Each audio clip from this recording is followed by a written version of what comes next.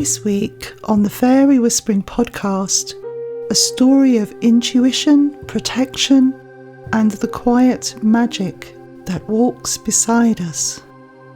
I'm joined by Jane Swanston, a healer whose connection to the unseen began in childhood, long before she had the words to describe it. This episode is released on Tuesday, 24th of March at 8 p.m. GMT. It is available now for my Fairy Whispering patrons. You can listen to it today by joining the Fairy Whispering patron community. And suddenly I started seeing the world and nature in a whole new way. Started actually taking the time to look at the trees and, noticing little details that I'd been too busy to notice. Although at the weekends we had always gone for walks in nature and I'd always loved it. It was just on a whole new level that I connected with it again. And that was my medicine, that's what got me through the rest of the day.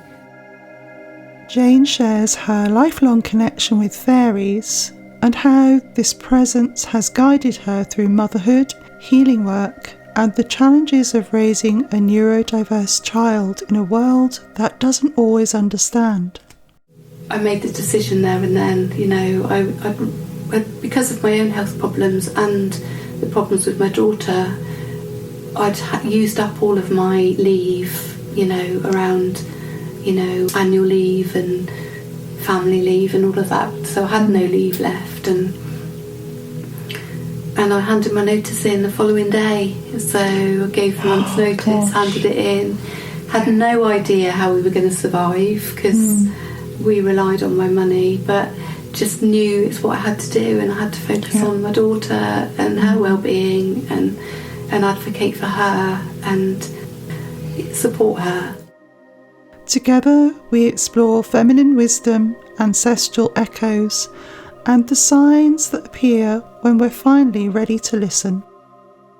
So I decided to take the dogs out, and I knew of somewhere that I could go where there would be public around, but there was a quiet corner where I could get away from everybody. And it was a woodland, and I decided that's where we were going to go. So packed the dogs up in the car and we went off out, and I was totally, in my head, I was like close to tears. I had the dogs, and it was like I just didn't know where my life was going to go really at that point, just trusting. I was walking along and it was beautiful, and then I saw this, well, what I believe is very strongly was I could only think was a fairy. The Silver Guardian is a story of resilience in the face of life's challenges, healing and guidance from the unseen world of fairy. To catch a fairy whisper, you have to listen closely. Listen with me.